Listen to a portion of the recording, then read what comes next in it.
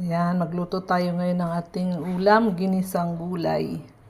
So, ayan, meron na tayong sibuyas, bawang, nakasalang na yung bawang natin, kamatis. Meron tayong gulay na sitaw, may okra na kaunti, kalabasa, talong. So, ayan, nag-isa na tayo ng bawang, yung ating sibuyas, kamatis.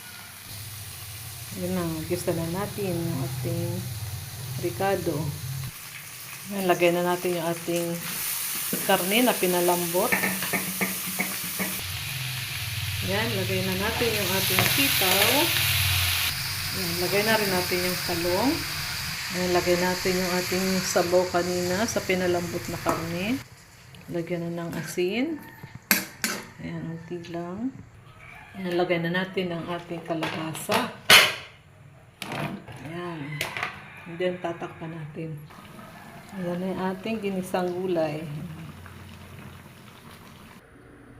Ayan na po ating ginisang gulay. Kain na tayo. Ayan. Thank you for watching.